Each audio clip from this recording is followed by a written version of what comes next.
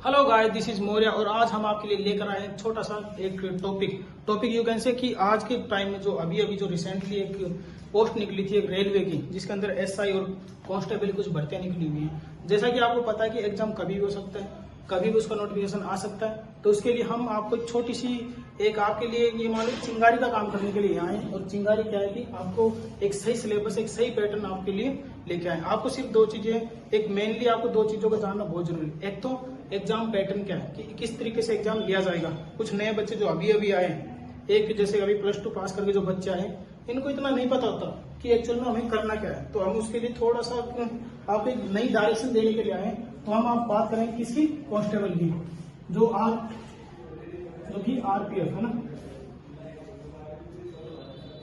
RPF के अंदर जो कौन सी पोस्ट निकली है, कांस्टेबल है ना, कांस्टेबल या फिर एसआई, जिसका सिलेबस और पैटर्न बिल्कुल सेम है। और इसमें कोई खास बड़ी बात नहीं, सिर्फ और सिर्फ आपको 4 चीजें पढ़नी होती है। जैसे हम पहले बात करेंगे सिलेबस की। ओके,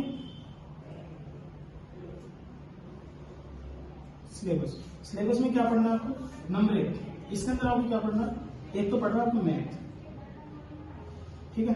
दूसरा आपको पढ़नी है रीजनिंग।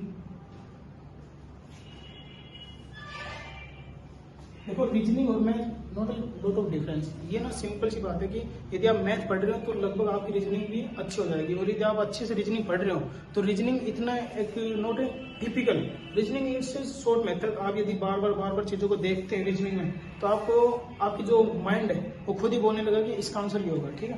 तो इसके अंदर मेन चीजें क्या, मैथ, रीजनिंग, और तीसरा क्या हो सकता है, तीसरा है जीएस।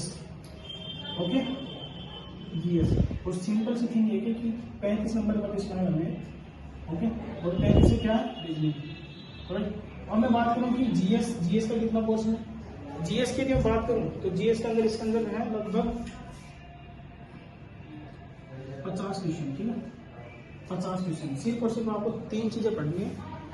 3 चीजों में क्या क्या है, नंबर 1 मैथ, दूसरा रीजनिंग, और तीसरा जीएस। अब देखो, जीएस में आप यदि और बारीकी जाने किसमें क्या होता है, जीएस में क्या क्या होता है। देखो, रीजनिंग और मैथ का पता ही है, लेकिन जीएस के अंदर मैं बात करूं तो जीएस के अंदर लगभग 4-5 चीजें पढ़नी होती है। जैसे कंप्यूटर पढ़ना होगा आपको, दूसरा आपको पढ़ना होगा हिस्ट्री, पॉलिटी, जियोग्राफी और साइंस।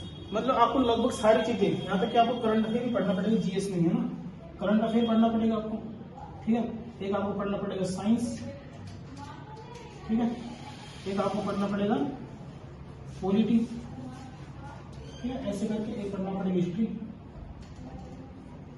ठीक है। ऐसे करके आपको बहुत सारे जीएस का बहुत बड़ा पोर्शन है, इसलिए यहाँ पे 50 नंबर की बात करें। लेकिन मैं कहूँगा कि आप रीजनिंग पे ध्यान दो और मैथ पे। जितना आप इस पे ध्यान दोगे, आपकी जो इम्प्रूवमेंट जो है एग्जाम में, जो आप जब एग्जाम देने बैठोगे, जब आपके क्वेश्चन टिक सही होते चले जाएंगे, तब आपको मजा आने लगेगा कि हाँ। और जीएस में क्या है, जीएस में आपको सिर्फ थ्योरेटिकल पढ़ना है, और मैथ में आपको थोड़ा सा क्या करना है कि आपको पेन नोटबुक पे लेके आपको थोड़ा सोल्व करना पड़ेगा। उसके बाद आपको टाइमिंग देखनी पड़ेगी कि आपको किस लेवल पर आप कितना कर पा रहे हैं, ठीक है।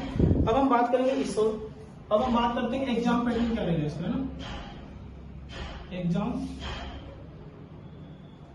पैटर्न, ठीक है।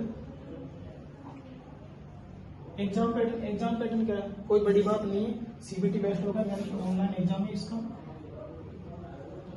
ऑनलाइन बेस्ड होगा, ठीक है, यानी कि सीबीटी।